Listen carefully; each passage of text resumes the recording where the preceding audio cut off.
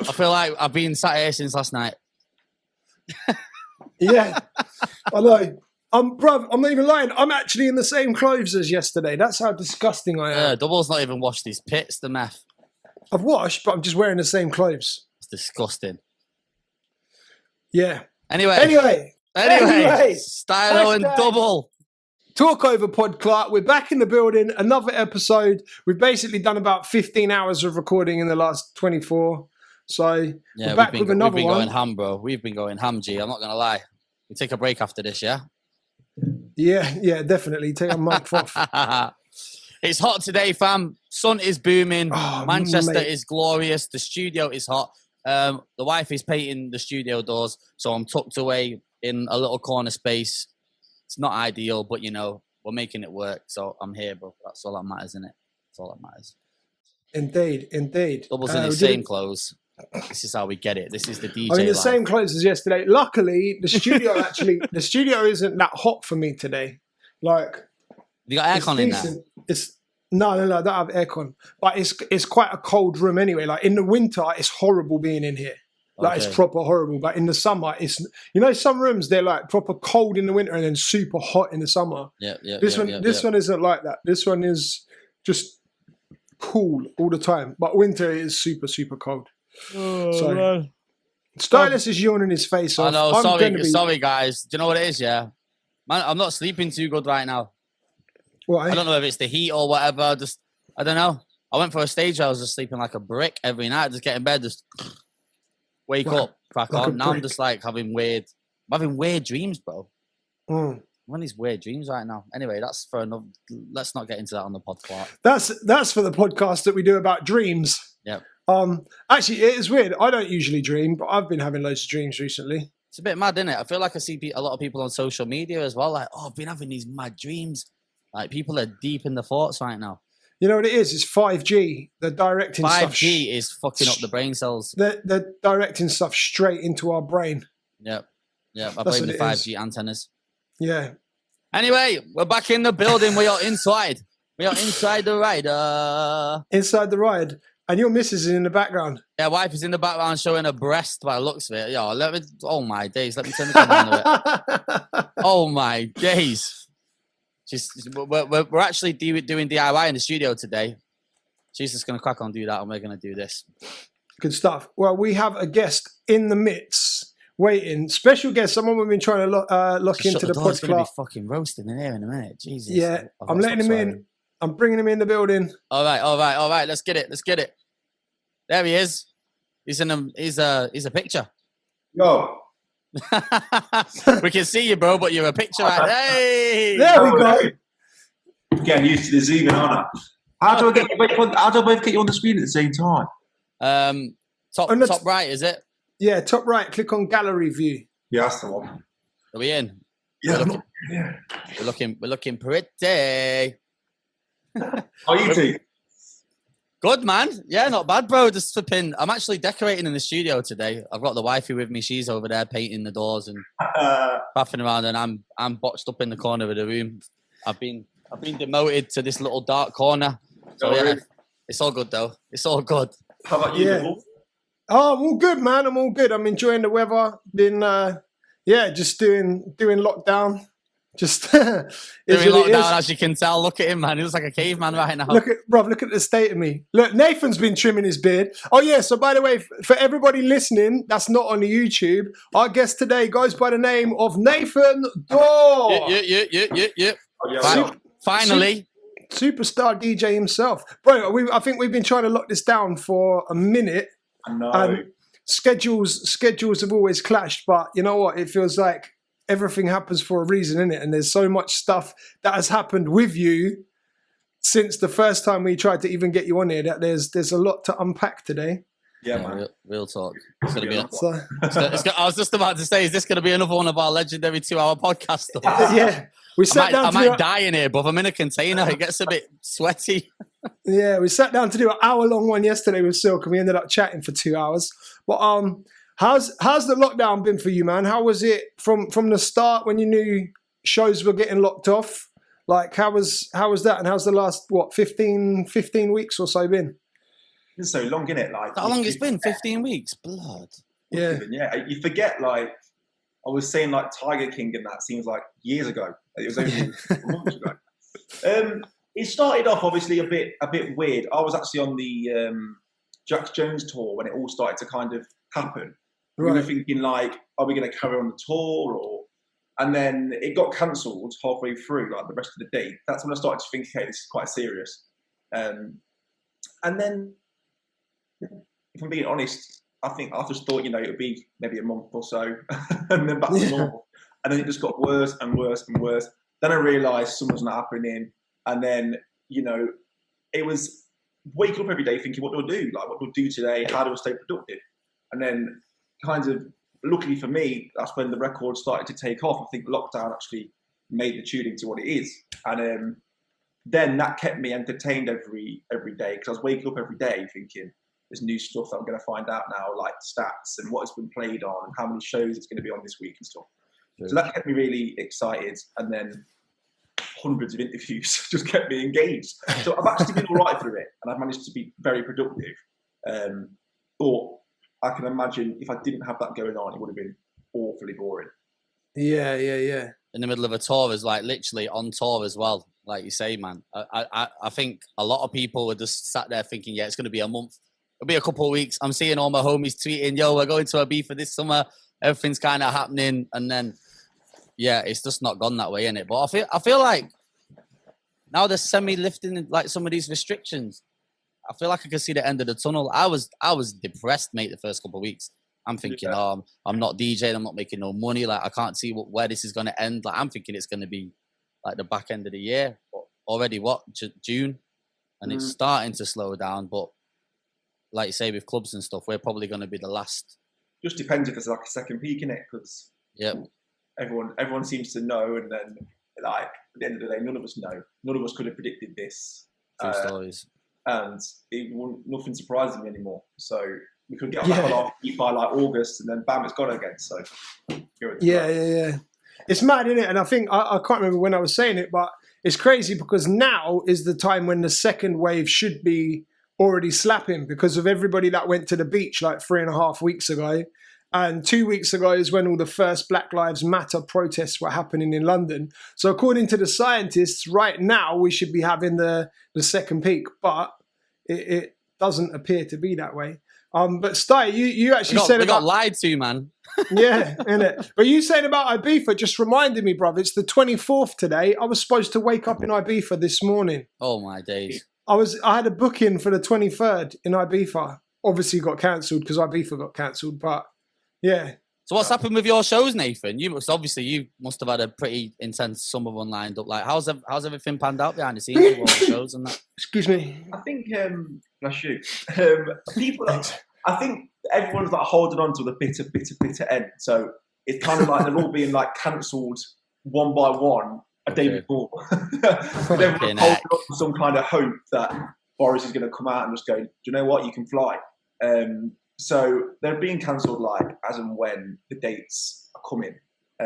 But yeah, I mean, I was talking to JK the other day, and we were just saying, I feel like Flowers, obviously, from being a resident DJ, that is the tune that, being a resident DJ abroad, I'd probably draw for 4 or 5 times a night, like, to fill the dance floor. And like we were saying, it's so frustrating that we can't go and have that summer of just going out everywhere together, performing it. And like last Friday would have been the first date of my Zante tour, and I had JK, like I booked him last year. Okay. Right. It was me and JK. It would have been in Plus Club, 1,000 people. Like, it would have, in the peak of the record success, it would have just been amazing. And we would have just had a bit of a depressing phone call saying how we can't be doing it. But yeah, like the shows, I've actually got booked for a Freshers show yesterday, actually, in Cardiff. Okay. So hopefully, fingers crossed. I've got a couple next year, but yeah, no, nothing's in at the minute, bro. I've got one gig for the rest of the year. So you know what? I shouldn't even laugh. Yeah, that's same as me, man. I think I've got one confirmed thing between now and New Year. That's horrendous, isn't it? Well, I haven't got any. I've had a conversation with one of the spots that I work at, but I've not really been entertaining the conversations. Like, a few people have reached out to me that I had bookings with before, and they're like, "We want to work with this day." I'm just like, let it settle for a minute instead of like continually trying to rearrange these dates. So that's it, man. People want to be the first ones to have something and lock something in, and like, I get that, but I'm just like, I'm not really entertaining it. Like, if it's one of my residencies that I'm cool with and we can have that conversation, then obviously I'm chatting to them. But in regards to bookings, I think I had like 6 cancelled that week that lockdown happened. That would have been one of my busiest weeks of the year. I was hurt, bruv. Oh my days. But I'm kind of content with it at the minute. Obviously for you it's a little bit different because you're at the part of your career now where it's probably one of your proudest moments in regards to like Flowers, and like you say, not seeing that summer like influx of energy and like around the record, and that must have been a bit of a kick in the balls. I got it with Cheating, like when it was at its peak, like, you know, when you're on the mic and you say, "Yo, who's ready for Cheating?" and the place goes mad, and that charted at like 96. So all I keep thinking is just times that atmosphere by 100, and that's what it would be like right now. Mad. And we haven't got it, so we'll have to bring another banker out. So get it. Yo, production-wise, then, bro. Like, obviously, you've been DJing since young. We've been friends and talking like away from this for a minute. Like, was production always like was that part of the plan for you? Yeah, I went to music college. Like, I did music production where I live when I finished school, and if I'm honest, I hated it. Like, it was boring. It was all the old school equipment, like no logic. Man was on Cubase. Literally. My days. I was thinking like, this is fun, but for me, it's not for me. And that's when like my DJ side of the career really kicked off. And then I was so busy with that. I was just thinking, obviously I was bringing SoundCloud mixes out and they were hitting really big numbers. And I never live like in the present, which is probably not a good thing. I'm always thinking, what's next? So when I'm doing all these shows and selling out these gigs off the back of a SoundCloud mix, I always knew it's not going to last forever, and I need to start bringing records out. I could see Spotify was starting to pick up and Apple Music and stuff. So I was thinking, we need to get back into the production side of things. So about 18 months before Cheating really threw myself back into the mix, was just working day in, day out. Got into the studio with some amazing like engineers and producer friends to really try and work out and create a style that would work for my brand. I've probably got about literally 100 versions of Cheating on my laptop right now. Some funny like versions. And like, Cheating was one of the last acapellas that we tried. Like, we were using so many different things. And yeah, it just kind of came together. And I was very nervous to drop it. And then we did drop it, obviously, and it was received really well by like my immediate fan base. And then I could see it starting to grow out. And then I knew that like kind of that commercial house sound for me would work. But I've always wanted to like infuse the genres. As you know, I'm obviously play everything. I didn't want to just be the guy that brings out commercial house. So like when it comes, obviously repeat out to me, Melissa Steele, I was gassed to get that feature because I love Melissa. And then obviously with Flowers, that started out as like just a little remix edit to play in my sets. And then we started playing it in the studio. My manager walked in and he was like, "Yo, what's this for?" I was just like, just bootlegging that. It's just fucking about. It was just a bootleg. Like, we just got the original vocal and just bootlegged it. And he was like, "This is too good, like, to be a bootleg." And then I rang Malika, who we were in London, in the studio in London. I rang Malika to say, "Yo, are you around to come vocal it?" And she was like, "Yeah, come down like, the same day." And then I just thought, no, I'm not bringing it out. It's a cover, like, it's just a straight cover. I know people still label it as a cover, but in my head, I was like, it's too much of a cover. So I was like, I would only bring this out if I could get like a rapper on it and do a rap verse. Okay. And then Jay was just said, "Say no more." Within 2 days, he said his verse, and the tune was done in a week. Flipping heck.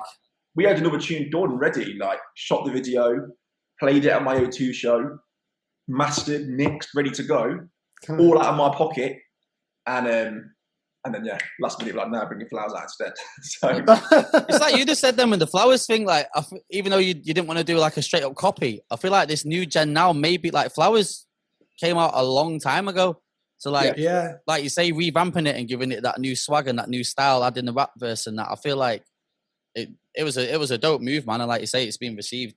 Yeah, just gave it a new, fresh like facelift, and it's mad the amount of people that found out the tune and never knew it was a sample.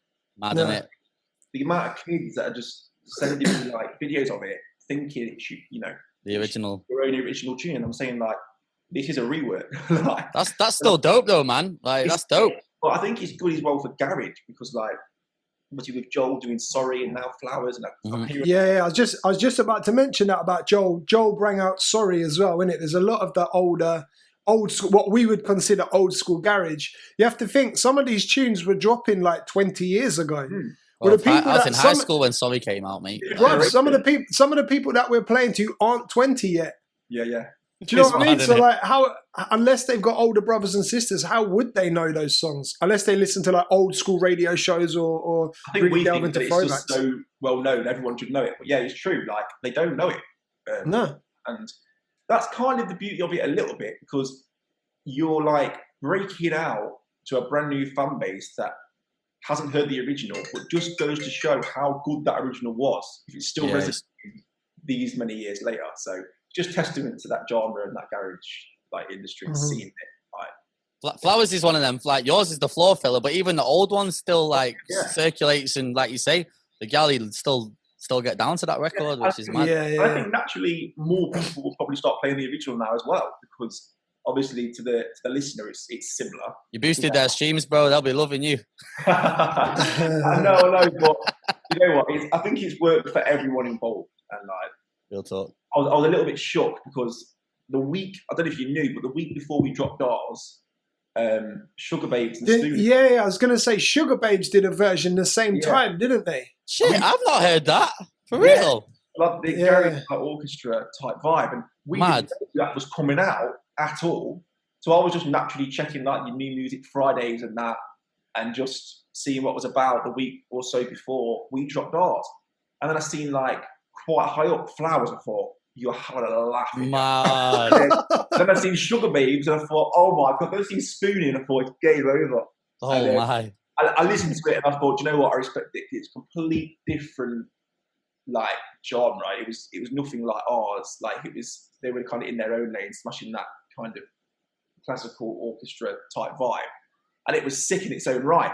And I think them two sitting next to each other so closely, I think it helped both records because it was like more of a PR story that there's two brand new versions of Flowers in the charts and stuff, and they both kind of aided towards different age groups and different fan bases. So we both managed to gain success of it. But it was quite a shock waking up and seeing that. I'm thinking, right. And whoever had the publishing on the original did all right that week as well, huh? I'm gonna say it's quite funny. Obviously, when some people write tweets that haven't got a clue about things and just say like, "You've only done that to profit off it." I'm like, I'm not seeing a penny. Like all the publishing's going to them. Yeah. Oh, what? Was it 100% publishing to them guys? Yeah. Yeah, the whole lot. Yeah. Right. Wow. Mad. Mad. So like you've had like a really interesting journey because I was saying to Sty before we hit record. Actually, you're probably one of the biggest DJs in the country right now, but you've managed to achieve this without piggybacking off of a bigger brand. You know, there's certain people that have elevated through being on One Extra or through having a YouTube channel or other stations or MTV or whatnot. But from my perspective, watching the rise of Nathan Dawe, has been like you've just done your own thing and you've kind of just created this army of fans that you have. Yeah. Just through being Nathan Dawe, not off of piggybacking anyone else's wave. Yeah, I think I've just never followed rules. That's basically it. Like, I constantly got told how to run your brand, what to do, what not to do. When I was asking DJs for advice, they were kind of saying at the very start, you can never bring a mix out that's more than one genre. It's just going to be a mess. Either bring a hip hop mix or a house mix. And I was like, oh, okay. And just things like that. And then I thought, you know what? No, because like, I like a lot of different styles of music. I know other people do. I'm just going to mash it all up in one mix. And that's when I did Gold Edition 1, which was like my most successful mix still. And it's a mix of just every genre you can think of: drum and bass, house, bass line, R&B, hip hop, and I just mashed it all together. Listening back now, it's not great, but put it all together, and then it literally just exploded. Like, I was releasing mixes before that, like hip hop mix, house mix, bassline mix, and they're doing okay. Probably get like 1,000 plays in a week, and then Drop Gold Edition 1, and no words can explain that moment. Like, it was just mental. I was in Zante, I released that mix, and within 2 hours, it's had like 15,000 plays. My tweets are like just ding, ding, ding, like mentions, and it was. I just thought, this is my moment. Like, I just felt it, and then like a bit cringy, but I remember like the next day waking up, going on, seeing that it's gone even higher with stats and stuff, and then I just remember looking myself in the mirror and just saying like, this is it now. This is go time. Like, let's go. I just stayed in my accommodation at Zante, didn't go out the rest of that summer, and just did mix, and then came back to obviously a few bookings, and it snowballed, because I think at the time, other than really Rusky, I don't remember anyone else getting booked off SoundCloud. Obviously, I was gonna say, man, I feel like you two definitely like set like the trend of that, and a lot of people have tried to like replicate it and go down the same route, which we all know it doesn't work like that. Do you know what I mean? Yeah, I know that before us, there was obviously like, you got Max, Denham, you got Colin and stuff. But like, for what I remember, it was just Russ and myself. So I felt like we dominated that lane for a long time. And he kind of catered to probably an older crowd and a more like kind of, I don't know, like hip hop R&B type crowd. Yeah, I agree with that. I hear you. And then I probably had more of a commercial sounding crowd that liked a bit of everything, and probably started at a bit of a younger age. So we kind of had it both on lock in both different sides of the SoundCloud world as such. Mm-hmm. Where would you say you built that key following then that helped you, bro? Like, because you was obviously out in Zante. Would you say that played a big part in like building you as a DJ, like from the off, before you started releasing the mixes and that? And what year was that as well, if you remember? That one in 2015. Right, okay. But like, obviously I'm from Burton-on-Trent, which for those who don't know is a really small town just outside Birmingham. And everyone knows everyone here, and it's a really nice place to live, but there's not many opportunities, especially in music. So I was like trying to make my name in my town first. And like, I couldn't get booked anywhere. And then I ended up putting my own events on to try and like book myself, and then they did really well. Like, I was putting posters all over the town. I was fly postering, rags. Yeah, literally on weekends I'd go out in the rain and hand out flyers for the event that's coming the following week. All my mates helped me putting like the posters up, my flyers, and I did my own events. And then that started to get my name out, and then I was kind of then the go-to guy if you had a party, birthday party, whatever. I was the guy that came and DJ. So I kind of made myself a bit of like a local celebrity name, because everyone thought if there's a party, get Nathan Dawe in. And then that led to like a club in Burton, like the biggest club, rang me and said we're looking for a DJ, and I was gassed. But I just turned 16, and he was like, mate, we need your new Saturday Night Resident. And I was like, oh my God, this is literally my dream. So he was like, yeah. Not even old enough. Oh no, he start on Saturday. I went, yeah, cool. He goes, oh, how old are you? Shit. I goes, I'm 17, nearly 18. He's like, oh, that's cool. And then, I lasted about 12 months, and then someone sent an anonymous email to my manager saying, you need to check your DJ's age. He's just turned 17. And mad. Little grass. I know. And then by this time, in that year, like, I've showed it in that club. Like, it's good. All my mates are like turning in like 17, 18. We've all got underage.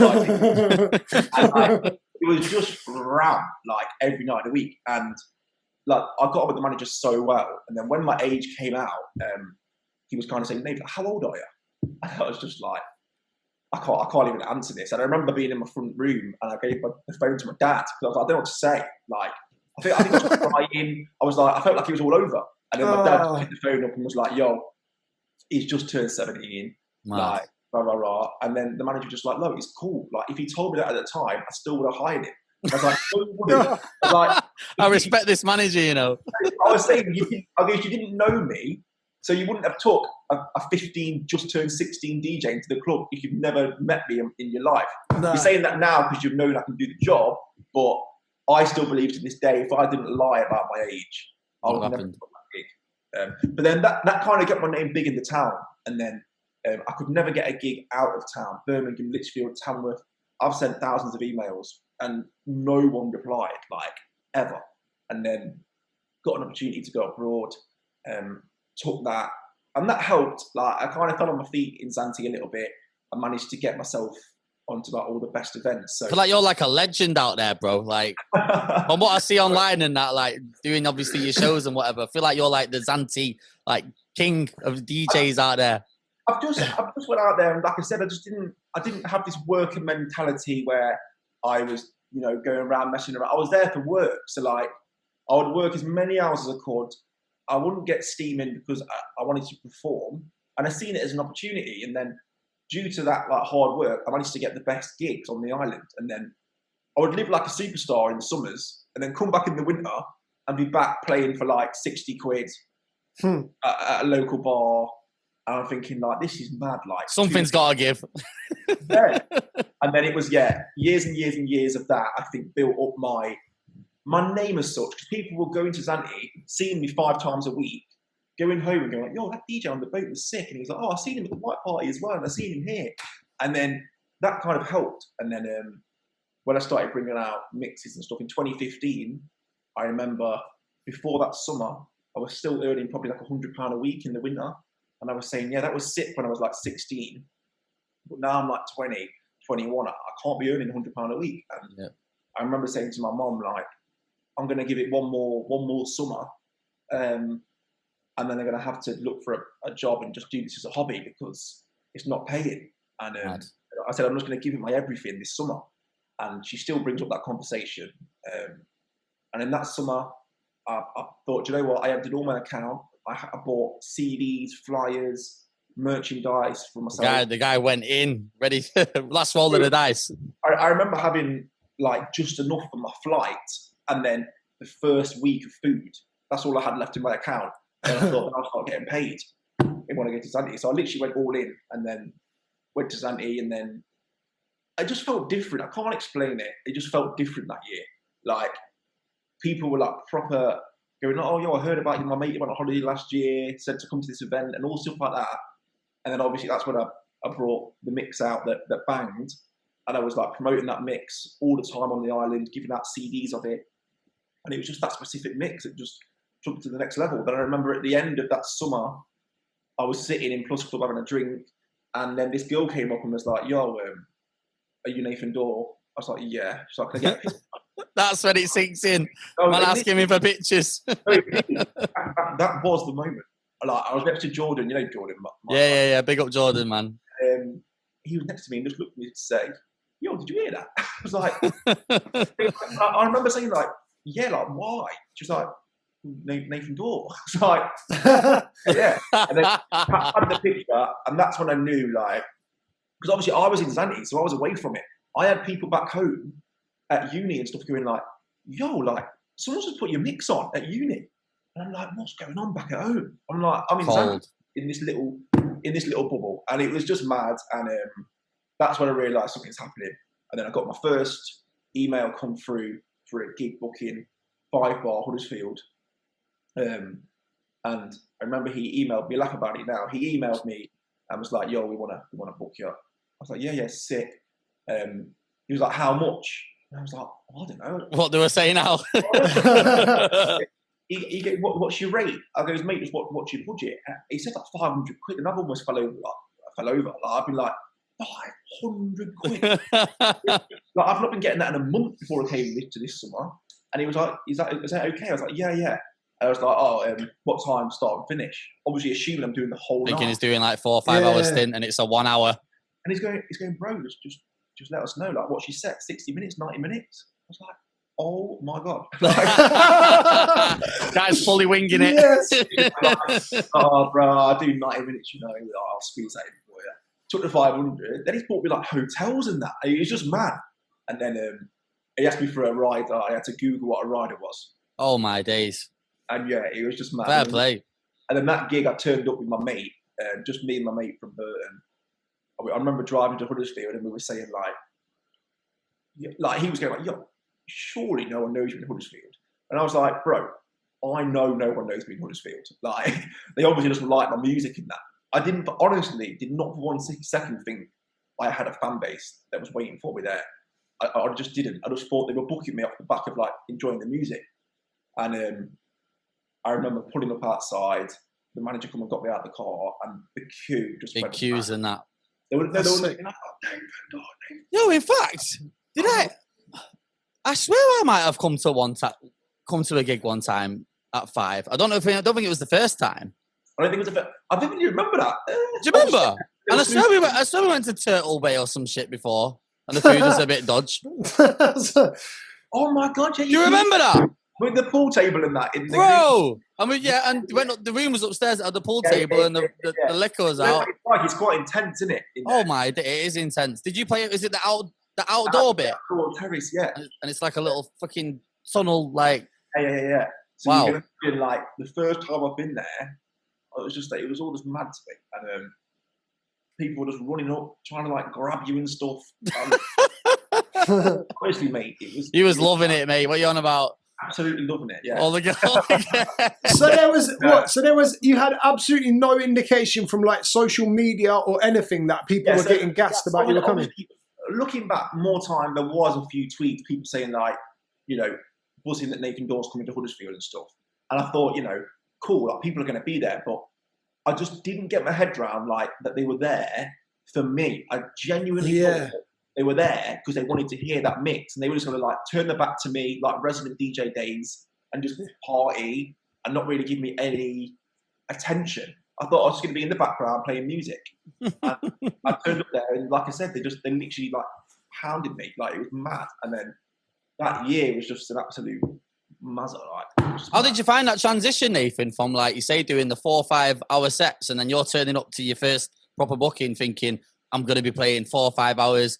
I've only got an hour or 90 minutes. Like, how was the transition for you? Like, are you glad you learned to play the full nights and then going into like your individual sets? So some people blow and they're doing hours straight off the cuff, but don't have the backbone of learning how to play and structure a full night. You know what I'm saying?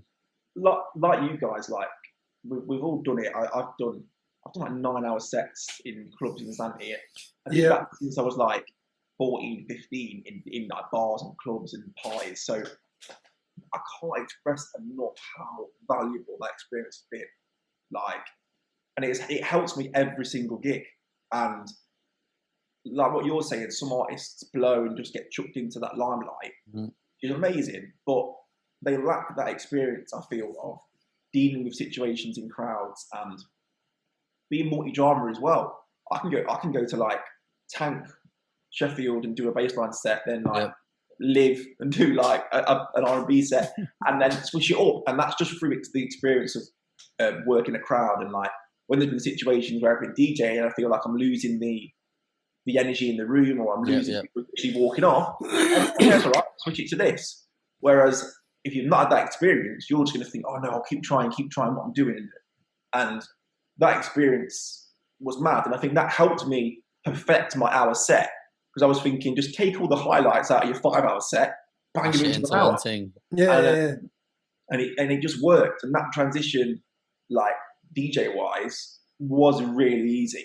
It was more so getting used to like being a walking, talking like brand, and like that's what took getting used to. And obviously, I still have the same mates that I went to school with when I was 4 years old, so they keep me level-headed. Like always, they'll come to all the gigs with me. If they call shotgun, I'm in the back on the way to the gig. That keeps it super real. I rate that, man. And like that's just helped me. I think it's helped the success, because I think, if other people had that kind of that mad year or two of just mental, crazy, brand new experiences, they could have gone either way. Can easily go to someone's head, innit? Yeah, and I always I think because I've worked so hard and like there was days where I was broke and I was waiting for my next payday. It was just like the vision was always, this is going to happen one day. I just need to make it happen. And then when it happened, it wasn't even like a celebratory moment. It was just like, right, I knew it would happen. It felt right. Work. And that's why I was never acted like a dick, really. Like I'm so appreciative of it that I would never take it for granted. And it's a job to me. And I'm just so thankful to like have a job that I absolutely love and enjoy. And it just works. Like it's just something that's just part of my life now, and I just take it in my stride.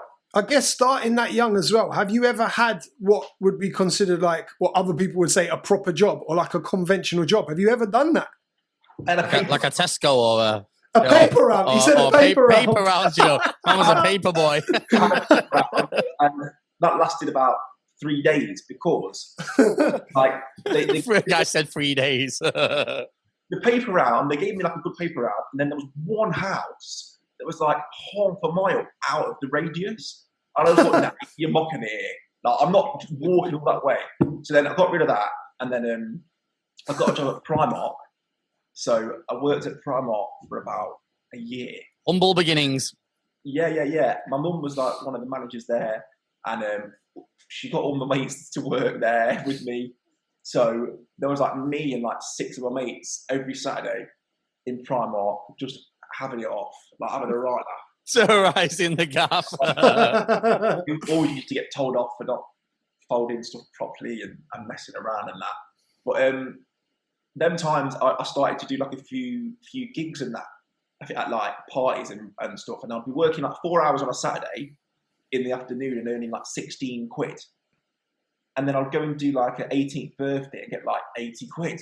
Yeah. Nah, like, I'm not doing 4 hours at Primark for 16 quid when I can go and get 80 quid. And that's what made me think I can make money out of this, because it was always just a hobby.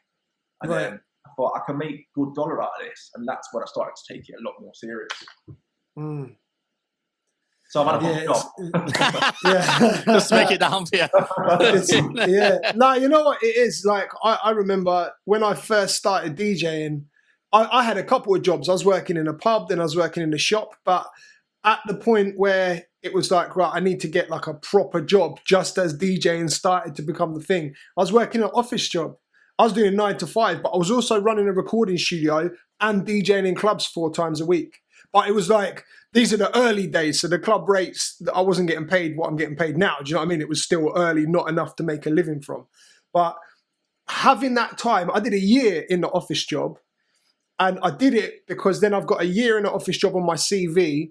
Because if DJing didn't work out, I had a backup plan. I've got a year in an office job and I can say, look, I've done a year here.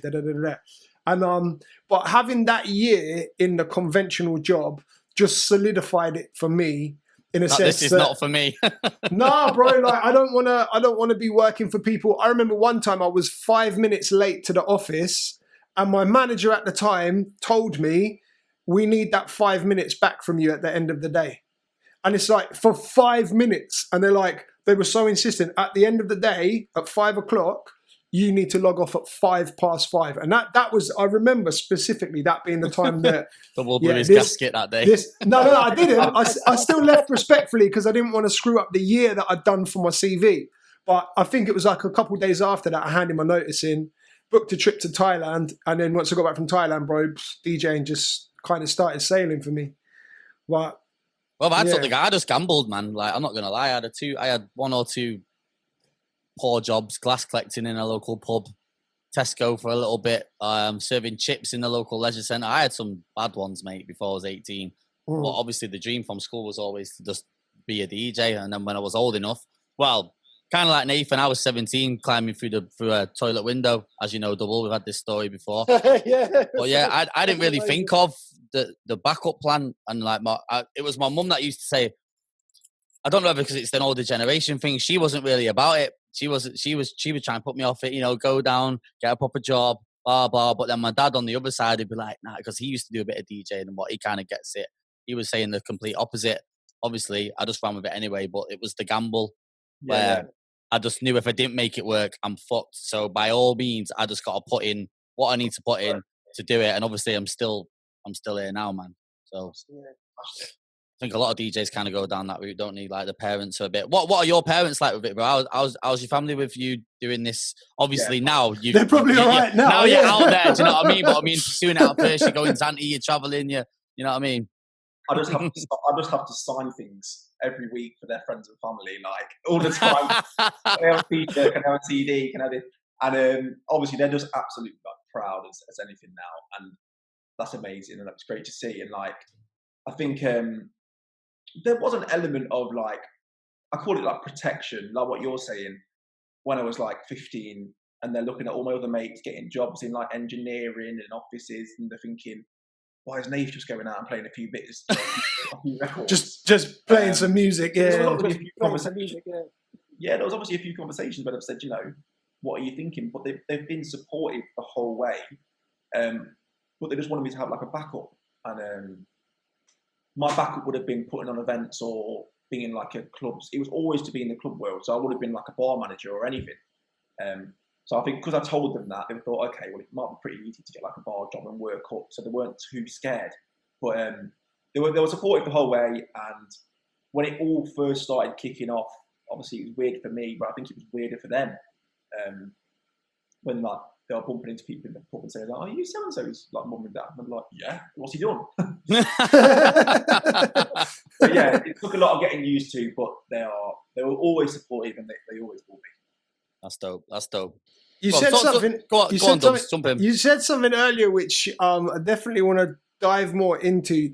And you mentioned about your last season in Zante, how you basically emptied your bank account to get all of your assets and your branding and stuff correct before you flew out there. And I think that's something that's very visible about what you've done in yourself. Is like you've heavily invested in the Nathan Dawe brand. So like, let's talk about, first of all, I guess the mentality behind investing in yourself, but also how you've done it, and if you're comfortable, like the amount that you have invested over time. Obviously, if you don't want to give the numbers away, that's cool. But it's just something I think like there's a lot of teachable moments from how you've grown yourself without the other platforms. I'm not absolute obsessed freak when it comes to my brand. So everything has to go through me, like management, agent. Like I know some artists kind of just get on with it and go where they're told to, but I'm on my phone like all day and nothing gets confirmed without like my consent, and that's quite annoying because you can't sleep at night because your head's always all over the place. But I've always been obsessed with it, and like obviously I always knew like it's what's going to be attractive on someone's phone. So even from the early days, I would pay a graphic designer 20 quid to do a design for my mix rather than just banging it up and doing one myself. Because I thought, yeah, it's 20 quid and that's a lot of money, but like I just know it's going to get more plays because people are going to think, oh, that's quite like attractive to look at. Let's watch that. Real talk. So that's just kind of how it started, and even when I did like all my events, like I was just obsessed with making sure if there's a queue, I want the queue to have like a red rope down it. And I don't want a black rope. I don't want just Barrett. I want a red rope so it looks like VIP. And it's just been installed in me from the day that like everything has to be how my vision sees it. Everything has to just be aligned and just be as good as it can be. And that's just always been a part of my life. So then when it came into like the DJing side of things and things were kicking off, I remember like thinking, right, well, I'm going to these gigs, I'm getting these shows now for a few £100, but only people in that club can see me. And I need like the UK to see what's going on. So I was like, okay, I need to go and buy a GoPro, and then I'll set the GoPro up, and then I'll video the whole set, and then I'll go straight back into the hotel, get my laptop out, get the best bit of the set, then the next day I'll post it on social media. But then I was getting all this money coming in, which at the time was just like mad. I was getting like £500-600 a gig, and I was just saving everything. Like, my guy, I was so tight with the money. And then when I'd get like £3,000, I'd be like, right, that's going on a Facebook post, and I'd bang £3,000 on a Facebook post. 3 bags on a Facebook post. 3 bags on a Facebook post straight off. What? And that's hella reach. I'd wake up the next morning, and obviously the first 6 hours, I've got 800 comments, like 2,000 shares. People go, yo, we need things that used to gas me, which it was a bit like an addiction, because I would see comments like, we need to see this guy, and tag the mates in it. Then they'd be like, right, another 200 quid. Like, and I'll keep it going. Feeding it. And wow. Kind of gambling addiction on Facebook posts. And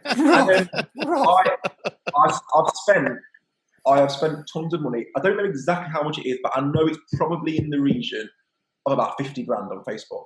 Mad. That's crazy. Is obviously a ridiculous amount of money. It is good, it's ridiculous, yeah. I don't think that's ridiculous. I think that's sick. Like, I look at the posts that we've done over the years through the events, through whatever, and it's not touching that money, but it's definitely in the thousands. So I can see how on your level, with the money that's coming in, how that can easily be done. And it is addictive, like when you're reaching and it's spreading, and it's like wildfire, bro. Like, I fully rate it. You know what it is? I might think like, sorry, dude, like people watching right now might think like, oh, I'm never going to have 50 bags. Well, obviously, I didn't have 50 bags. The point I'm making is I didn't go and get a gig, get a grand paid for the gig and think, I'm going to go and buy some new Gucci trainers or whatever. Yeah. I literally stacked it and just thought, that's a Facebook post. Because I thought all this money one day will just multiply if I invest it wisely. And at the time, I don't do it so much now because it's just diluted with everyone. But at the time, I only ever saw my posts like popping up on Facebook. So I saturated that market in like 2015, 2016, chucked tens of thousands of pounds at it.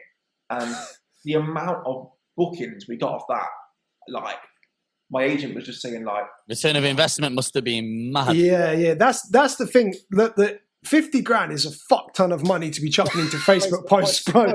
But if you then make 100 grand's worth of bookings off of it, common sense, innit? Then even if you make 51 grand's worth of bookings off of it, you're making money. So yeah. Obviously, at the time we were going out for about, I think at them times we were about 750 to a grand. That was like the fee. And then within like 3 months of them posts, we could use them stats as like firepower to say, is now 2 bags. And people are paying it. Real talk. They were like, well, we put a post out from the gig the other day, and it's had 180,000 views. Mad. He's got big money streams on SoundCloud, rah. It's 2 bags. And I thought, yeah, no worries.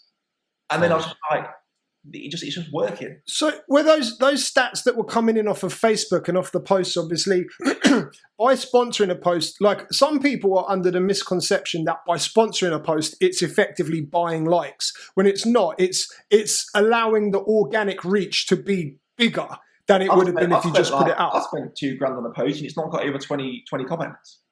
Right. Because it's the quality of the post. Yeah. I did fall into that trap thinking, it's going to work.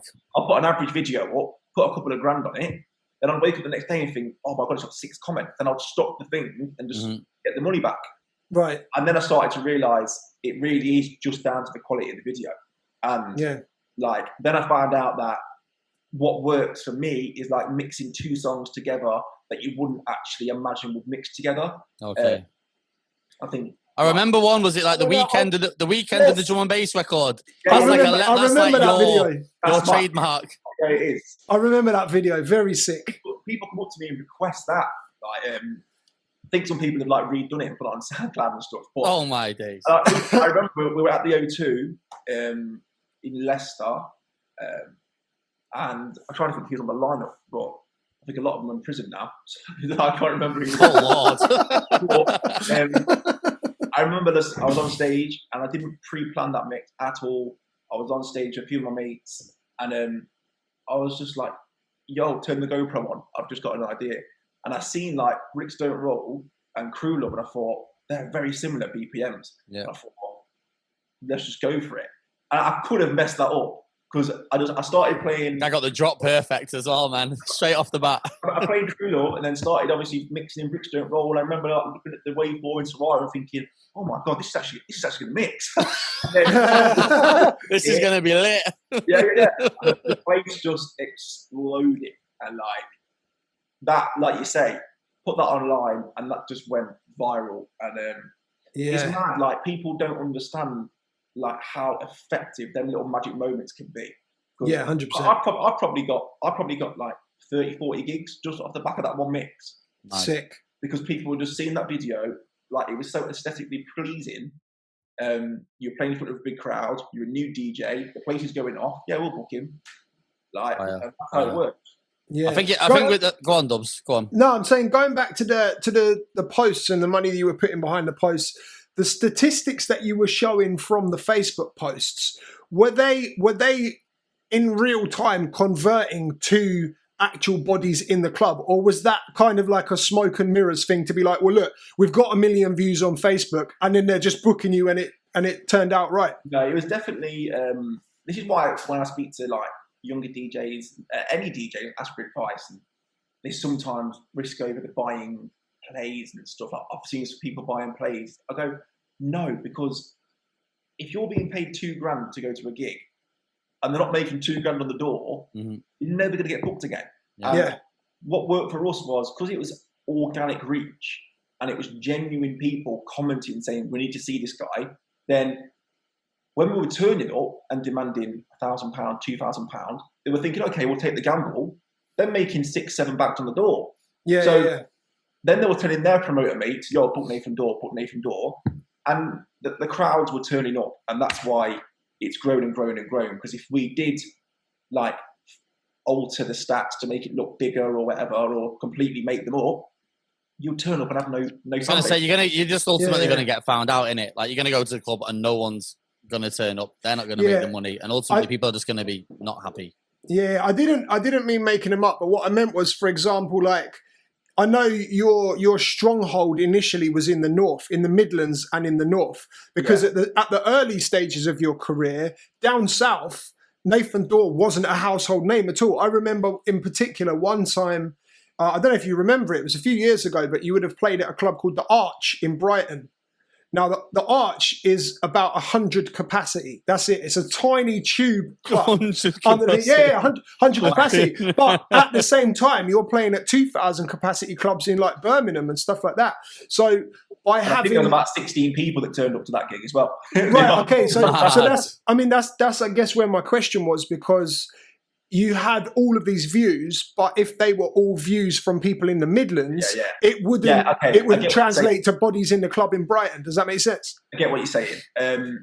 I basically targeted the UK, but I think because for some reason the Midlands and up north cottoned on first, they seemed to be the first people to always comment. So they were always tagging in their mates. Right. Okay. So all that the targeted audience was that region. And down south just weren't having it, like, at all. I used to love that because it always gave me something to work for. And like, I remember going to a gig in Leicester, which is obviously the Midlands, and you'd expect it to be rammed, but it was like a Monday night at like a really like dodgy club.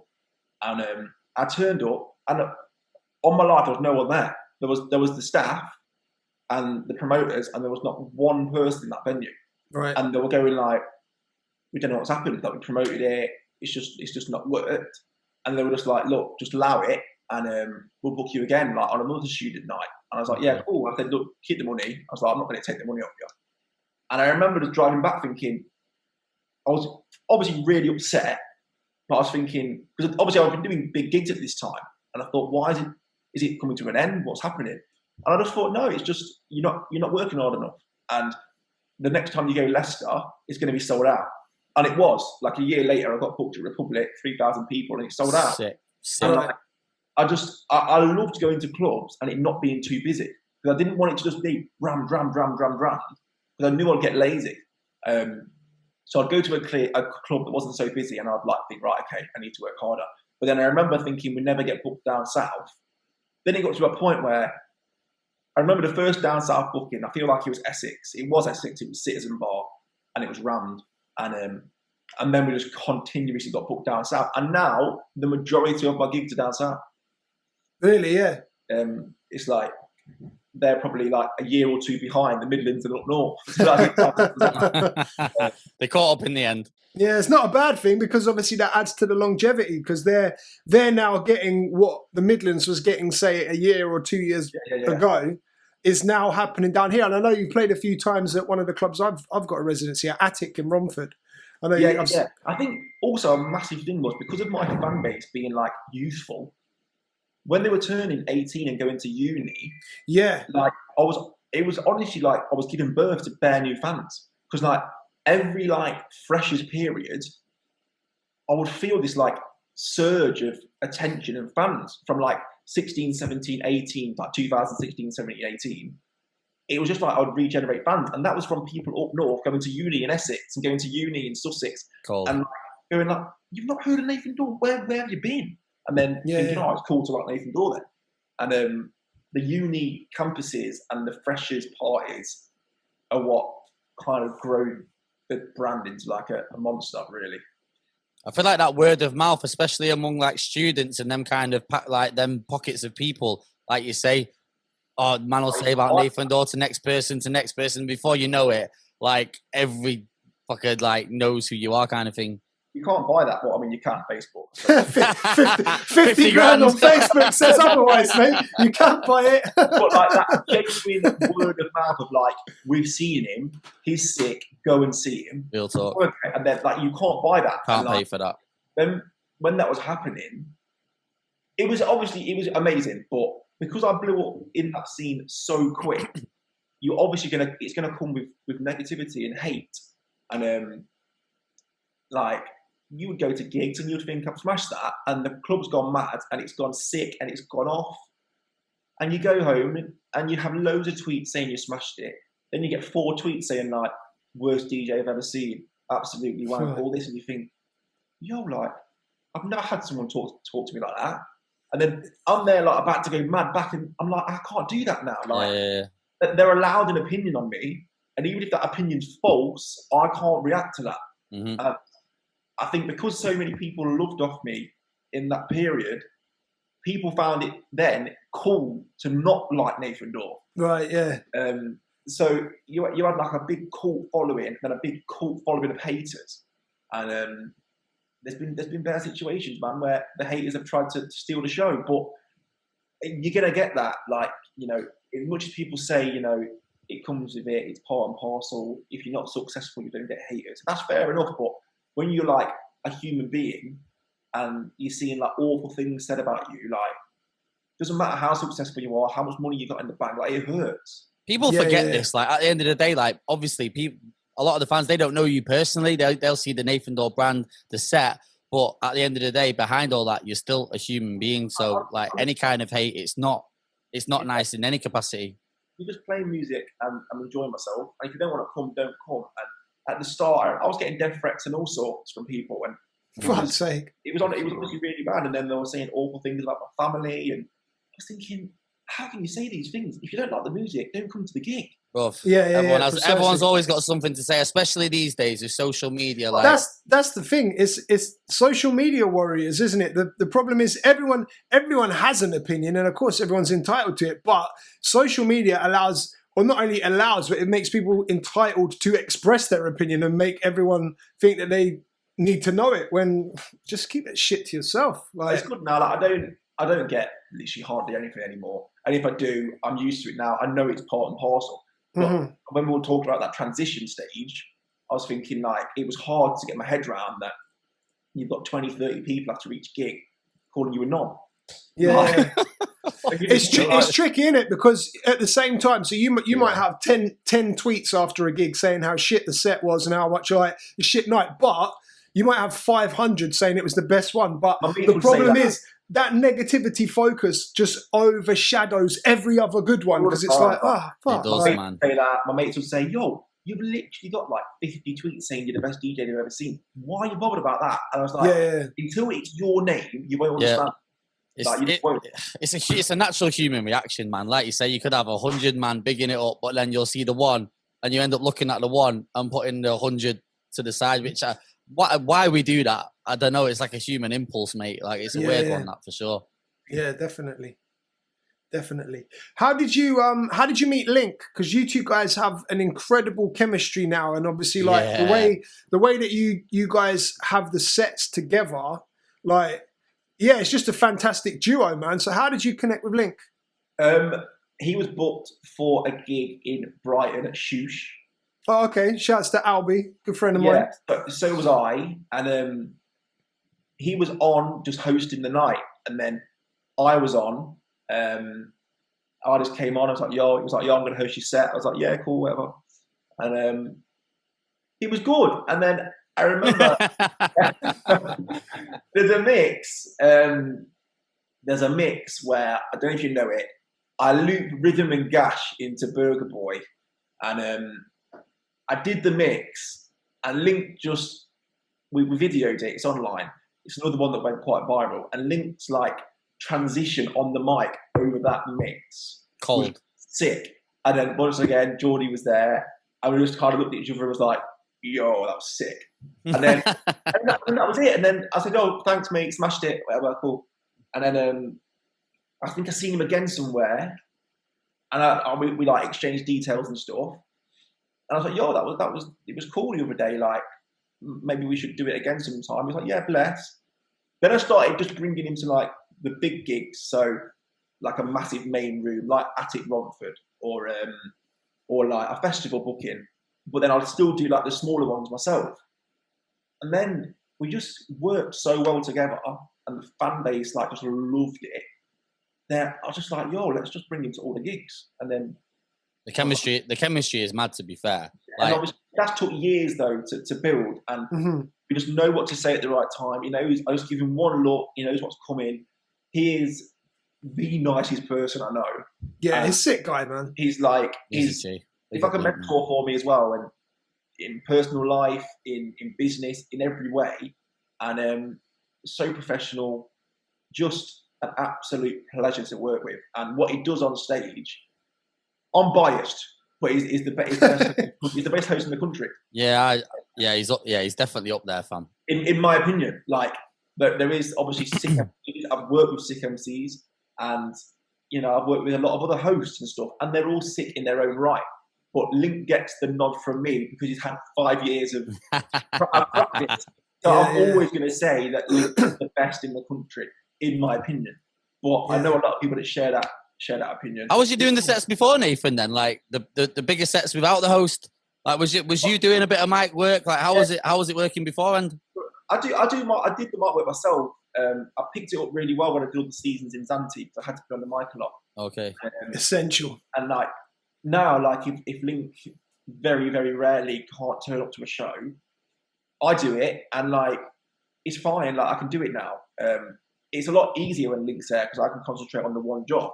But watching Link and picking up his skills, definitely. along with now like my newfound confidence of being on the mic, I can do it, and you know it's good because he's taught me loads. I keep looking over there because there's a massive like canvas of Link. Like look. Cass has got a big picture of Link on the wall. Yes, I love that. He loves him so much. He's got a canvas on the wall. Yeah, love that. Do you guys have, when you talk, because we've had the conversation before, me and Stxy, about the difference between a resident set and a tour DJ set. So when you tour, do you have the same set that you bring with you everywhere and then you tweak it when a new banger comes in? Or do you have certain tricks that you just put into a set you make up on the spot? It depends what situation I'm in. I never really have a planned set. I never ever plan a set. I just play. I just have creates and just pick and choose. Right. But naturally, you're going to have a very similar set when you're playing 3 times a week and you're only playing an hour. You're going to play the big hits. So obviously, you swap and change tunes as they come out. But like the DJ days, being able to read a crowd so well, it's like, okay, well, this is definitely going to be more of a bassy house crowd. So I'll go into my householders, or, you know, the house ain't really working here, so I'm going to go more like urban as such. Like that's kind of, I kind of tailor it to the crowd. But if I know I'm going to like a baseline festival, like, okay, I'm gonna plan a bit of a baseline set. But But more time, I just play off the crowd's energy and like don't really plan anything. I just play what's big at the minute. As the headline DJ now, how do you get around warm-up DJs burning songs? It had to go in the contract. Like very quickly, just at the start, obviously everyone would rinse. And I didn't have any music out, and I was too polite, and I was just like, no worries, and just got on with it. And obviously we still showed it, but I think it was Link as well that was saying like the energy levels are dropping because you're playing songs that they played 10 minutes before you. And I was like, yeah, they really are. So we started like asking the clubs, and they were like, yeah, still didn't fix it. We then put it in the rider. Can DJs, stay away from this? Fixed it in certain circumstances, but I would still turn up to gigs and hear like, "Well, that's not me," and be like, Before you've even got on? Yeah, before I've got on. Jesus, Nora. Like, there's been a couple of altercations. There might be a few DJs watching this that I've probably got up to and said, like, "What the fuck are you doing?" Like, yes, gloves are off. And then it had to get to a point.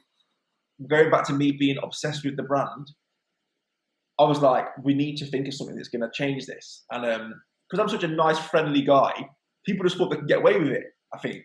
So in the end, I think it says in the contract, like, all DJs must adhere to this. No shoddy warm-ups. Yeah, and if it's not adhered to, Nathan will not perform, and like, obviously full payment will still be expected. Okay. Right. And like, since that day, nothing's happened.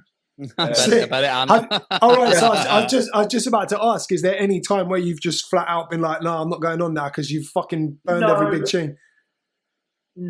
There's probably been one time at a club in Essex that I've kind of threw my dummy out.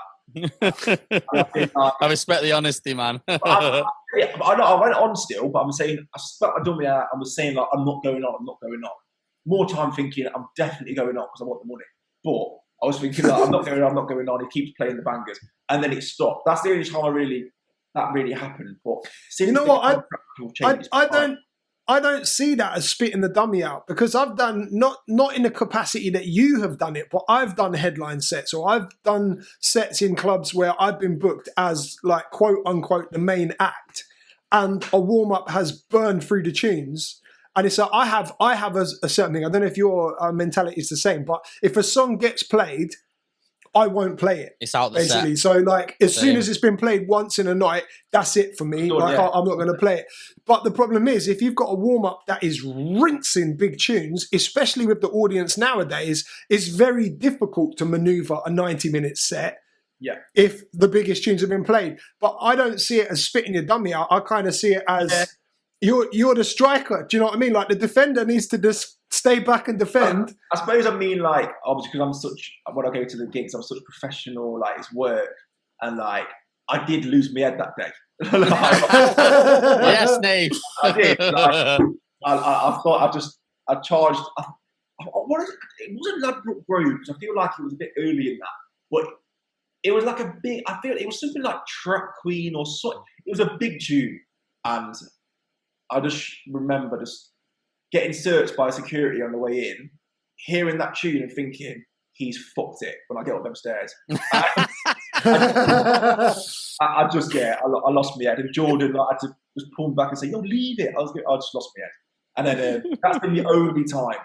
But other than that, I think word's gone round now, and like they've seen the contract and they respect it now. And I think it's a lot more obvious not to drop the hits, and I give them a bit more leeway now, because I've got performances of my own records and stuff, which take a lot of time. Whereas at that specific time, I was just being booked on be the guy that plays the bangers, right? And I couldn't, because they were playing them. You know what? You know what's going to happen one day? Someone's going to play a Nathan Dawe tune before Nathan Dawe's on. You know this, right? Oh my God! Do you know what? I've done that once, and I did that at a festival in, I'm not going to say where it is, because I'm going to say it wrong, and then they're going to be upset that I've not given them a name check. But I was at a festival, and I literally travelled. It took me 3 flights to get there. I just touched down, drove like 2 hours to the festival. I've gone on, I'm knackered. My set's at like 4 o'clock. I've gone on, it's rammed, it's going off, and I always do a mix with the one take freestyle instrumental and pow. and Bizzle was there. So I've played POW, and then Link's kind of turned around and looked at me as if to say, "What are you doing?" Oh. I was like, "What? What have I done?" I know people like Bizzle's team probably won't believe this, but I genuinely, silly of me, but did not check the lineup, which I do every single festival. But I was so tired and I travelled. Easily done, man. I just went on and did my set, and like I played Bizzle, and yeah, they weren't happy. And his manager came on stage and like grabbed my arm, was like, "Yo, what's going on?" And I was like, it kind of sunk in. I was like, "Oh, I'm so sorry." Like, and I spun it out straight away, and I was genuinely sorry. Like, I was like, "I know that's so unprofessional, and I know you don't know me. I weren't trying it. This is a genuine mistake." And like, I was going to go and apologise to Bizzle after, but then I saw that he put like a tweet out saying that Nathan Dawe's a dick or whatever. Oh my days! I guess I'll ever fuck it. Then I was like, I've made a genuine mistake. Like, I obviously know you're going to be pissed off, but you're not even on for like another 5 hours. Bruv, if that's the case, I feel like festivals is the one time when you can do that. I was just about to say, unless it's your last tune and they're on after you, I don't feel like that's a huge problem if it's 5 hours. Like, I agree. He was headlining the main stage. That's his biggest tune. I played it. He had just turned up as well, like, so he's probably had that same on arrival. Yeah, he's vexed. And like, he was a headliner, and I do like. I apologise. I messaged him and said I'm sorry. You get a reply. But and at the end of the day, like, I understand the anger. I didn't appreciate the tweet. I thought that was a bit peak when he could have just spoke to me like as a man. But I've got better for him as a legend. Like, yeah, true stories, man. But like, and I understand he was just a bit pissed off, and I was in the wrong, completely in the wrong for doing what I did. And you know. Bro, these things can happen, man. Flipping, I played the Beyonce remix of Magente warming up at a Beyonce show. Try that one. What did they say? What did they say? They didn't say anything. But Larry, who was the VIP manager, was looking after me. He was just looking at me like, "You're laughing, yeah." Yeah, bro. I didn't get told off by their immediate team, but they did say beforehand. But I mixed it out so quick and styled it. They didn't pick up on it. But inside, my heart is crumbling to pieces, mate. I'm stood in the middle of the Etihad Stadium, bro, feeling so exposed.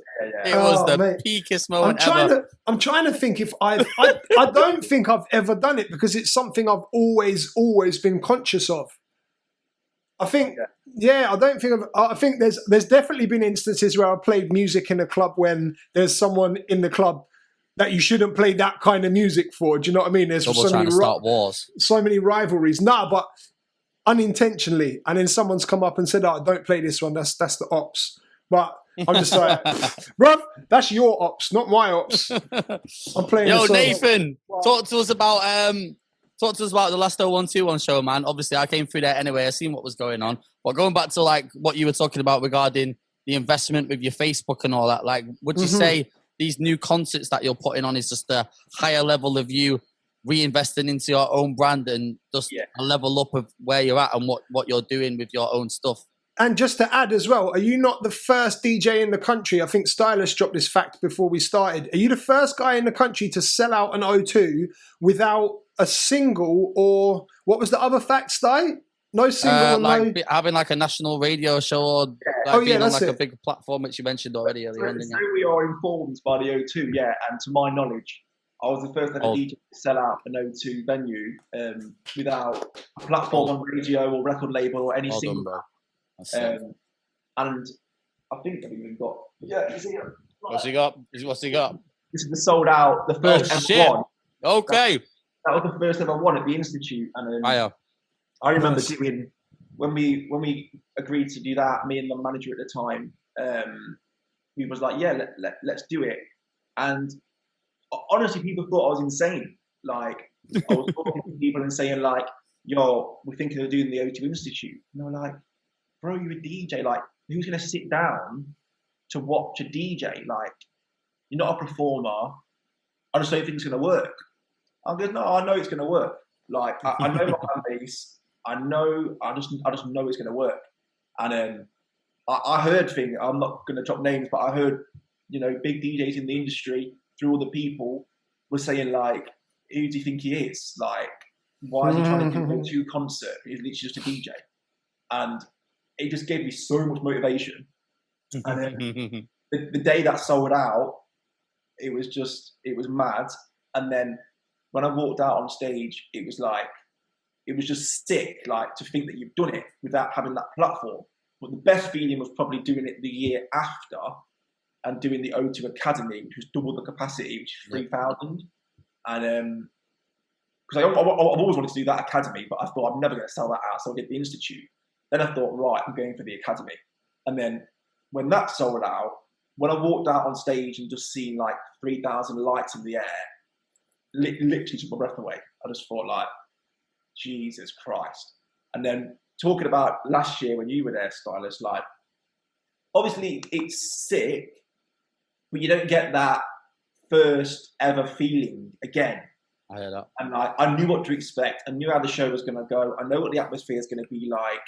And I got on with it, put on a good show, and that's it. But the year before that, the excitement levels and like the adrenaline will never be matched. Like, I was so nervous walking on that stage. And I felt like that one kind of proved myself doing I think people thought the Institute one was a bit, okay, it's 1,500 people. It's an institute, not an academy, but whatever. And then when I did that, I really felt like I kind of solidified it. But yeah, I think it probably is like the new version of Facebook ads for me. I don't make much money off them, which is sickening because when you see the money that comes in, yeah, you think, oh my God, I could go and buy a yard. And then you think, now I'll go and pay production and everything else. And I overspend on that every year. And last year, when the one Stylist is talking about, it sold out in 2 days, like 3,000 tickets. I didn't put 1p into promotion. I remember you saying something about that. Didn't you have a whole promotion rollout planned, and then you did the announcement and it sold out, and you just didn't use your promotion plan? Yeah, because we had billboards paid that's for, crazy.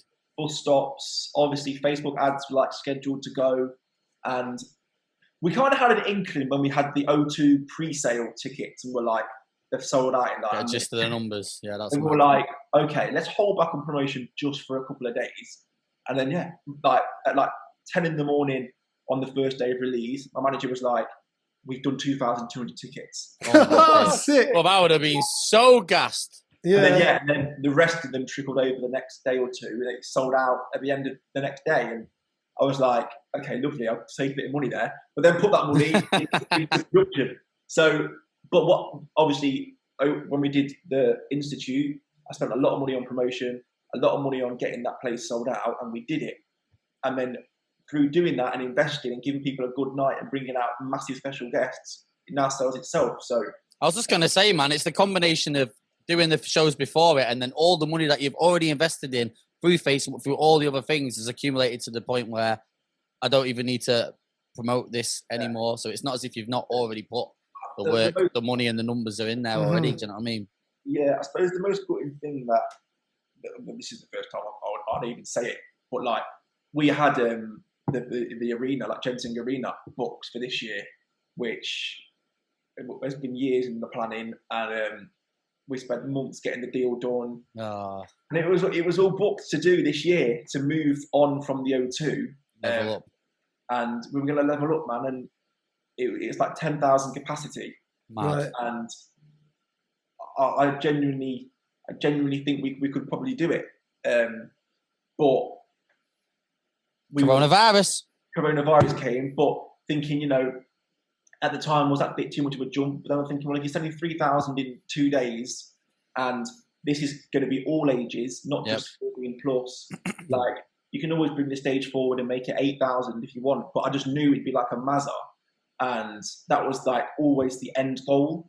And that's why I've invested so heavily for a moment where I could do my big show, make the money that I need to make, and put on a great show. And I've not had that moment just yet. So I feel like that's doable, man. Like you say, if you've done 3,000 2 days, not really put anything into Yeah. the promo, you roll out that full campaign, like you're saying, you're obviously leveled up again, the singles, everything kind of accumulating. I don't think that's out of reach at all, bro. Like, not only that, the hype sells the hype as well. So you've got 100%. that initial fan base, and I've seen your Insta stories. When you sell shows out, you must get hundreds of screenshots, and you post a few of them. So then the people seeing that, it makes other people think, oh shit, that one's sold out. I wish I got it. But if you had released, for example, like, oh, okay, we're going to do the next day as well, another show, here's more tickets, that would have then sold out. Then you've done 6,000 tickets, bro. Yeah. I always have like little arguments with my agent, like funny ones. And he's like, yo, we've got to do another show. And I'm like, no, I would rather not make the money and have thousands of upset people. That sounds awful. But I mean, like, I would rather have thousands of people that think, I can't believe I've missed out, sit there watching it on Snapchat and thinking, oh, I don't care what's happening, I'm there next time. Yep. And that's what builds the demand. Great. That's really disciplined, man, because I don't think it'd it's be a easy for stretch someone to say, just go ham in it and start right, laying it out. That's the thing. You could double the cash straight away by literally selling out the first show and just being like, fuck it, let's do one the next day. All the production's in place, and you just replicate the same show for the next day. You'd sell that one out in another hour. Some of the bigger artists do that, don't they, bro? They'll roll out a show, they'll sell out 3, 4. It's like, right, we're doing 8 shows back to back. That was it. Like, we did think about it. Like, the venue was available, the production crew were fine with it. We would have made a lot of money. But going back to me being like so obsessed with the brand, I think a lot of other people were saying like, "Come on, Nathan," and I was going, "No, like, Don't do it. I know that this decision will pay off more in the long run." My guy, and that should have paid off this year, but it's not. But then, because obviously you're thinking guests and that you've got to bring special guests out on both nights, and if the surprise is gone, it's not as much, and they're not going to. And you're going to compare both nights, which one was better. I'd rather just have one sick night, build the demand up, and try and sell 8,000-10,000 next year. Cold. Yeah. What's amazing? Go on, Dubs. No, your turn. I was going to say, the show's stressful, bro, because I know, like you say, you don't sleep well at night, you do a lot of the decision-making, everything is kind of run through you. Like, what is the process like of you putting these big shows on? Like, because not many DJs do these kind of things, you know what I mean? Obviously, as you know, I'm heavily involved. I've got a great team around me that take a lot of the pressure off me. And obviously now we've done quite a few, know what I like, know what I don't like. And they obviously take a lot of the workload off. But naturally, you're having sleepless nights like for months up into it. And you just want to make sure it goes perfect. And you have the stress of thinking 3,000 people have bought a ticket and they're sitting there now, they put it in their calendars, they're excited to see you. And like, it's not like you're going to a Deltic venue or you're going to a bar and there's a percentage of people that are passing through to see you. This is like different levels. It's a concert and they're coming to see you. So that pressure is intense, but I've never felt pressure or stress like the festival that I put on. That was probably one of the worst summers of my life. Bloody hell. I think we had a brief conversation. I remember you saying like the stress is like, is different. Obviously, it got cancelled. Well, it didn't get cancelled. The venue pulled out on us last minute. That was like going to bed and that and thinking, have we got crowd control barriers for the queue? And have we got enough food vans? And is there a green room area for the artists? And all these things were like, it took over my mental capacity. Why is it you having to think of those details though? Because there's production teams that you can hire in to handle stuff like that, right? Because I'm tight and no, I think because like when you did the maths, it's a festival, but the capacity was like 3,000. Right. There wasn't really enough budget there to fully get a production team in to say, look, you run everything. And we had the capability ourselves to do it. It's just when it's your money on the line and it's your festival and your reputation, you're always in bed thinking, if people just naturally on it, innit? You just naturally can't unplug from it. I hear it. If you turn up and there's a sign that looks shit, they're going to think Nathan Dawe's festival was shit. And that's what I'm obsessed with, making sure everything's perfect. So getting that done and getting it to the point where it's ready to go and your dream's about to come true and you've booked all these artists and you've paid all these artists, and then the dickhead venue owners like try and make some kind of lie up as to why the police won't allow it, and then you bell the feds up and they're like, there's literally no problem with that venue, like we're calling you doing the show, and they're just trying to pull some like fuckery on you, which that's a different conversation. I don't like talking about it. Yeah, we won't go there. Like, I hear you though. I hear you. Some peak stuff happened to get that event moved, and when you know something's happening and you can't control it, it's gutting. And when you get the final phone call saying there's nothing we can do, Nate, the venue's not having it, it felt like my world was falling apart, and I was like, I'm not cancelling it. And they're like, Nate, I was like, I'm not cancelling this event. Like, we will move somewhere. And they were like, it's going to cost more money than just cancel. I don't care. I am not letting them win. Like, we are doing this festival. And then last minute managed to get the Institute to let us have the venue. And I was kind of relying on some refunds because the festival was nearly sold out. So it literally felt like we did like 1,400 refunds and 1,500 people still came, which was the capacity of the O2. So it worked out quite well. And they had, the artists still came. We had a great night. People loved it. And it was kind of my way of just kind of saying like, fuck you to the venue that tried to screw us over. Still doing this. Yeah, I hear that. But once again, lost a lot of money. And there's a steep learning curve there, bro, by the sounds of it. It was. And I learned from it. And I don't regret, no, I definitely regret it. I don't get the lesson it taught me. But then even then, it didn't really teach me a lesson. It was just pagans trying to ruin the vibe, which was all safe. I feel like, bro, you're the kind of guy that will just evolve and make something work. Like you've just done, like you flipped the show around. You know what I mean? You've managed to pull something off. Even now, lockdown, people aren't really playing out. You're now announcing this, like the driving thing that I've seen you promoting. Like I feel like you're sick at just maneuvering and still doing stuff in a professional manner. I never sit in the moment, which I do regret because I don't really enjoy the moment I'm in to the full extent because I'm always thinking next. So when lockdown came, I was like, well, we've got to do a show somewhere, aren't we? So how are we going to do it? Yeah. Then it was obviously streams. Then it was like, obviously the driving ideas, but that was a lot of stuff to put together.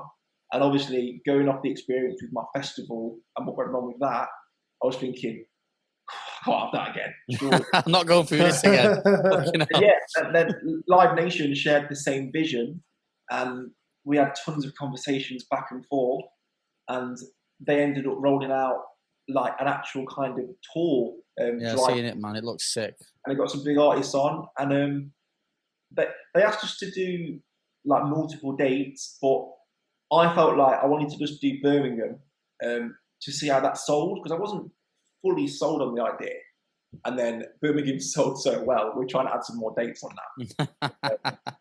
I probably underestimated how bored people are and they just want something to do. Yeah, that's very different as well. That it's amazing because that drive-through idea, I was having a conversation with Chucky, you know Chucky online. Him and I were having a conversation probably a couple months ago now. And I said, with the clubs being closed, if there was any type of event or business, if I had the money to invest in right now, it would be drive-ins. Drive-in cinemas, drive-in concerts, and drive-in DJ shows, that kind of thing. And that's a conversation that him and I had. And then obviously, I think it was last week, maybe the week before, I lose track of time. But you announced your one with Live Nation and dropped the video and stuff. So it's amazing to see that, like, yeah, someone's had that, not just had that idea, but actually executed, had the conversation about it, and then planned it and executed it. Man, it's incredible. Don't get me wrong, it's gonna be so weird. I was gonna say it's gonna be different, bro. I don't know how you're doing that. I keep saying, how are you gonna create an atmosphere? Like, but you are allowed outside your vehicle and you have your own little area. So I think if you fill in your car and you've got 5 of your mates in your car, you'd have a vibe. Like, my question is, how are they going to keep the people in the squares? Because imagine this year. Imagine this, right?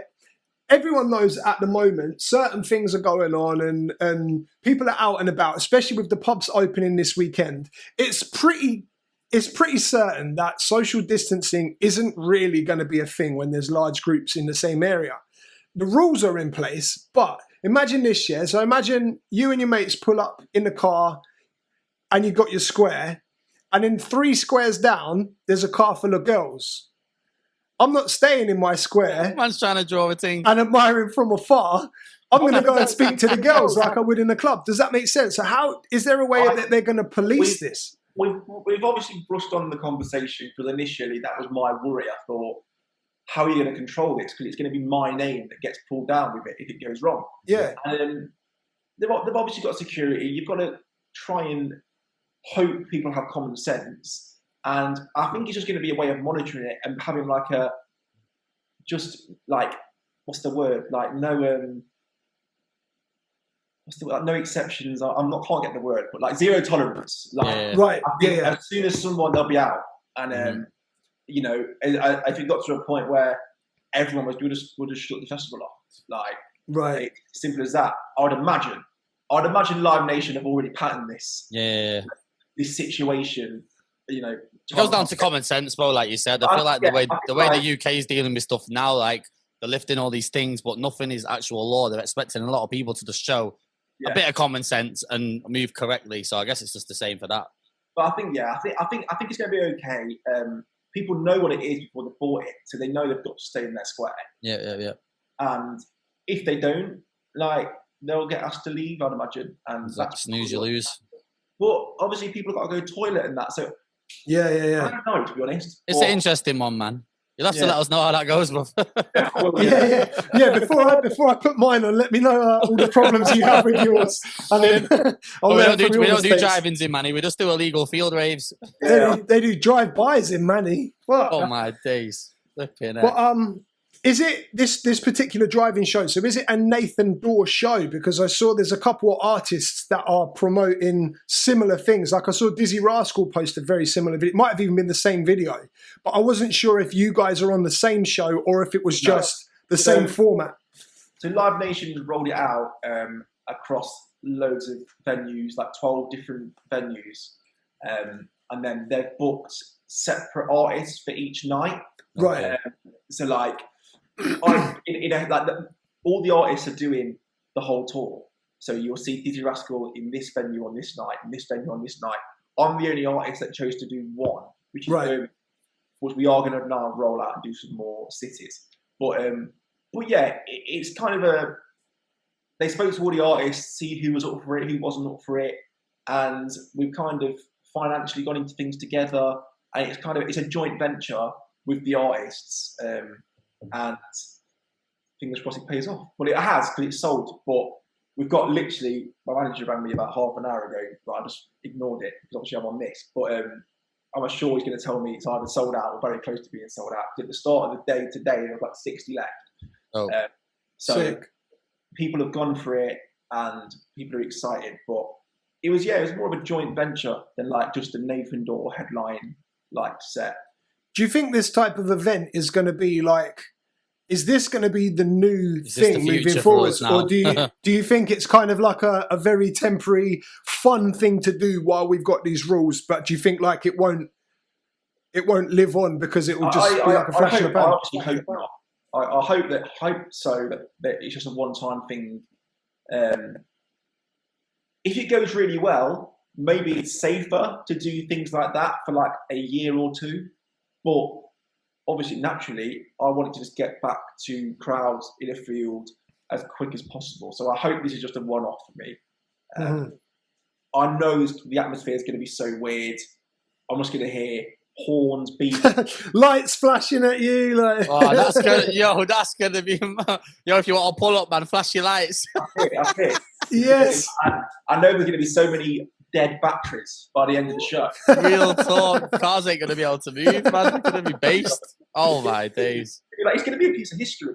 Yeah, it definitely is, man. I'm looking forward to see how that pans out because, like you say, it's an interesting one, especially for you guys performing as well. Like trying to engage a crowd and read a floor, like going back to the conversation we had earlier. Like now you're reading a fucking parking lot essentially. Like it's going to be completely new and. The mad thing is, you're going to have some people are going to be partying inside their cars. Some are going to be outside. Some are going to be on the roof of the cars. Like, I mean, man, how does it work? How does it work with the music? Is it like a festival where you've got massive speakers, or are they tuning in on their car radios? I was going to say, is it tuning for the radio or? No, it's massive speakers. Okay. It's a proper stage set up with like 2 massive screens either side. And pretty much what you've seen on that little like video is the exact like blueprint of the venue. Right. So you've got the big stage, lighting, massive screens, and big massive speakers like surrounding the car park. So I know it's not like a drive-in cinema type vibe where you tune into the frequency on your radio. It's more like festival vibe. So I think people, weather permitting, are going to be outside the cars. Oh shit! I didn't even think about the weather. You know. I know. Yeah, it pisses it down. Man will be in there with the wipers on. They might have like a backup FM frequency. I don't know, but what I'm told is it's speakers. Yeah. And what's the date of it? It is the 8th of August, Saturday. Oh, okay. Oh, so that's still summertime. Yeah, I was going to say, man, I feel like stuff might change a little bit by then. I feel like we could take strides by August, like looking at what's going on now. Like you're saying, people are going out for trims next week, going for pubs and that opening up. I don't know what's going to happen with the club situation, but by August, I feel like we could be in a completely different space. Fingers crossed, anyway. Hopefully, yeah. The shit's depressing right now. Oh my Nathan, days. you've been a big advocate for bringing young and kind of inexperienced DJs through onto the circuit, because I know you ran a couple competitions to have like people doing warm-ups at your shows. Is there any younger DJs you've got your eye on that you are kind of excited to see what they're doing? I mean, the reason I put the competitions on is just because I was from such a small town. I never got offered opportunities. And I know if an opportunity like that popped up, I would have been on it, like, from the first second, like, it was available. So that's the reason I put them on. I wouldn't say there's specifically anyone I'm, like, scouting at the minute or whatever. Right. I see, obviously, a lot of the Brum DJs, especially like Shaq 5, Don Bryan, 40, Ollie. I don't hate naming them because there's that many. You leave some out. One out, but they're all doing their thing and they're all repping their own brand. And like obviously Elfie, who won my competitions, got on to do amazing things. He goes in with his stuff. Yeah, and he just reminds me of myself. Like he's relentless with the promotion and like not giving up, and that's why he's seeing success now. So it's nice to see that you've kind of brought someone through properly. I always try and give as much advice as I can to people that ask me, and just always try and help, because I never got that. Like, and everyone I asked just ignored me, like back in the day. So I just like to kind of be the guy that gives back to them, because I know how, what's the word, like, appreciative they would be, because I would be. Mm-hmm. It's something not a lot of DJs do. Like we were having this conversation yesterday. There's a whole generation of DJs that kind of seem to just hold on to the game for themselves. They're not secure in their position, and they're very, trying to think of the word.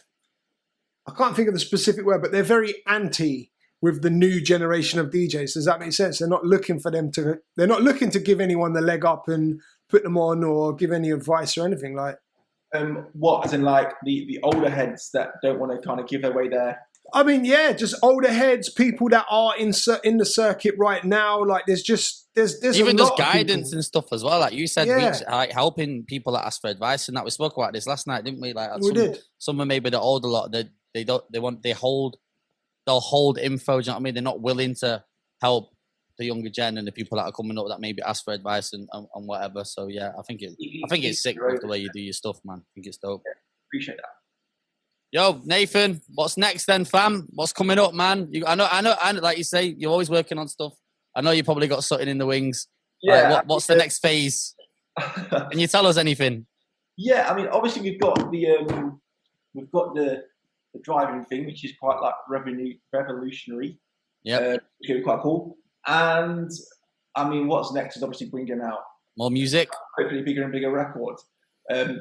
We have got the new tune done and ready. Cold.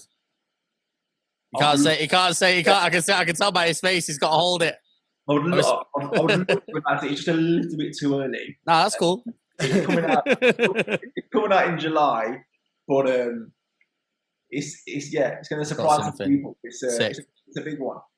Are you signed right now? Do you have a label there? Yeah, I'm with Atlantic. Yeah. I thought it was Atlantic. I was gonna say. Obviously, we've got the full support of Atlantic at the minute because of Flowers, and like you then start to see the power of like a label that size. Yeah. They're putting things out the bag, which is just mad. And sick. Like, yeah, this next record, we did the video shoot the other day, and all the crew were just singing it all day and just going, God, this is so catchy. And like the tune itself is amazing. I could probably say that Ella Henderson wrote it. Okay. And like the tune's brilliant. And then we've got a mad feature. And that's all you're getting. What's the genre? Is it a house tune? Yeah, so it's obviously completely original. It's not a sample, and it's basically the same format as Flowers. So it's like a bit clubbier than Flowers, but yeah, got the 16-bar rap verse in there, Cold. And it's like a nice kind of commercially friendly, but also bands in the clubs, and it's really exciting. The video looks insane, and I hope I'm not getting lost in the bubble of like my team, because everyone that hears it or is involved in the whole process are just saying, "Yo, this is gonna bang," and I can only hope it does. But that's what all the focus is on right now. Following up Flowers, trying to get this top 10 because we just fell so short. What was the last one? Was it 12? We finished 12, and like 300 sales of the top 10. Mad. And then so unlucky, bro. It's such a weather reacting track. Like when the sun's out, we go mad streams. When it's not, it just flops. And yeah, on our peak week, there were about 300 sales of the top 10, which is mad. Gutted. Yeah. Top 10 next, bro. Yeah. So that's what's to aim for. I just keep bringing out big records, man. I want to just keep bringing out tunes. I want to venture out to like Australia and America, like territories, not just Europe. Feature with some big artists, work with loads of amazing songwriters, and just keep growing the brand and try and eventually do my own like concert tour around the country rather than just Birmingham. Are you seeing much traction in like Australia and other countries? Do you get, obviously you've got full like access to your stats and stuff. Have you got fan bases, like non-English fan bases building up in other countries? Yeah. I mean, like for example, the stats are here. Like on Spotify in, let's just look at Flowers. Like the top countries in order are United Kingdom, Ireland, Netherlands, United States, Australia, Germany, Spain, Italy, France, Brazil, Canada, Mexico, Denmark. There's loads, Philippines, all that. And they're getting like hundreds of thousands of plays from them territories. So up until Flowers, I'd say no. But Flowers has definitely started to grow my name in them territories, and we're getting added onto playlists in them certain areas. And like we've actually just had a remix of Flowers by a Swedish rapper called Anis Don Demina, which is quite big in Sweden, and they've sent the Flowers remix over, and obviously he's doing like a 16-bar Swedish rap, and it's quite weird to get your head around. What, did they replace JK? Yeah, so they swapped JK out, and this rapper's come in and done like a Swedish verse. I think that's a clever move, man. Like you say, it allows you to tap into new audiences, and they get a piece of their own like people, and then obviously mixed in with the record. I think that's dope. Yeah, I think inevitably it's going to grow. It's going to grow out, and this next feature, when you find out who it is, will definitely grow it out. Oh, fam, I'm excited for you, bro. Like just watching the whole rise of what you've been doing. Like we've been speaking for a minute, and like to see where you are now, like the time and the effort that you put in to your brand, like it doesn't go unnoticed, brother. And I hope you get your top 10, which I'm sure you will. Thank you. And yeah, man, bruv, just keep it moving, G. I'm gassed for you, bruv. I'm gassed, man. Thank you, bro. Appreciate that. Yeah, 2 hours long, 2 hours late. Yeah, we did it. I am sweating my yeah. arse off in here, bro. I'm not even lying. My It's wife all just right. opened the door. She's letting some oxygen in so I can breathe. I know what my next step is. I'm going to go and drop 50 bags on a Facebook post. That's where I'm going right now. Should we go arms? Remortgaging. I'm remortgaging the house. I'm going to quickly do a mix and drop 50 bags on it. I'm just changing. Sick. Well, yeah, Nathan, appreciate it, man. It's good. I'm so glad that we finally managed to get you on here and break down the full story, because there's a lot of stuff you spoke about that I wasn't aware of as well. Like it's a sick one to hear the whole story. Yeah, we're going to do part 2 sometime soon.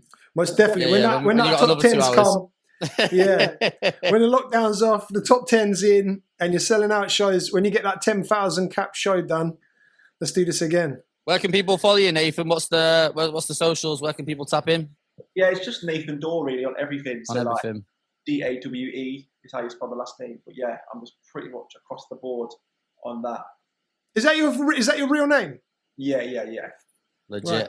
Nice and easy. You know when them dudes try and be extra and they can name themselves something completely different from the name. You find out 5 years down the line it's not their name and you're heartbroken. It's an awkward name to spell, obviously. Yeah, like spell it like as in door, as in the door. Door, yeah, and then doors or DAW.